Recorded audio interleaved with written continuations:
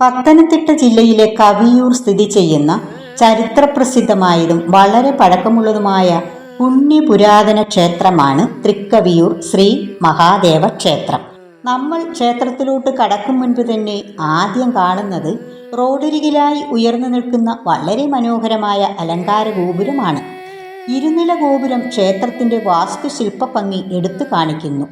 ആനക്കൊട്ടിലിന് സമീപമായി കാണുന്ന സ്വർണ്ണ കൊടിമരത്തിന് 21 പറകളുണ്ട്. ഭക്തർക്ക് പ്രദക്ഷിണം ചെയ്ത് തൊഴാൻ ചുറ്റിനും കരിങ്കൽ പാകിയിട്ടുണ്ട്. മുകളിൽ സ്വർണ്ണ താഴികക്കുടം. ശ്രീകോവിലിൻ്റെ പുറംഭിത്തി ദാരുശില്പങ്ങളാൽ അലങ്കരിച്ചിരിക്കുന്നു. ഈ ക്ഷേത്രത്തിനെ പറ്റി ചില ഐതിഹ്യ കഥകളുമുണ്ട്. സീതാസമേതം ശ്രീരാമൻ പ്രതിഷ്ഠിച്ചതാണ് ഇവിടുത്തെ ശിവലിംഗം.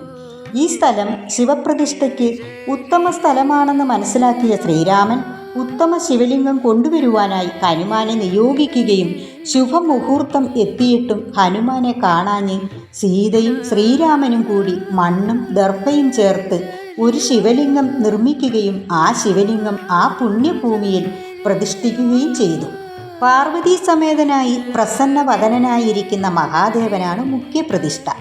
തെക്കേ നടയിൽ ഗണപതിയുടെ പ്രതിഷ്ഠയും വടക്കുഭാഗത്ത് ഹനുമാൻ സ്വാമിയുടെ പ്രതിഷ്ഠയുമുണ്ട്. ക്ഷേത്രത്തിന് പുറത്ത് കിഴക്കുഭാഗത്തായി നാഗപ്രതിഷ്ഠയുമുണ്ട്.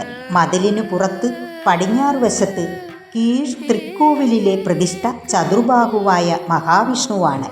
മഹാവിഷ്ണുവിൻ്റെ പ്രതിഷ്ഠാകർമ്മം നിർവഹിച്ചത് പരശുരാമനാണെന്നാണ് ഐതിഹ്യം.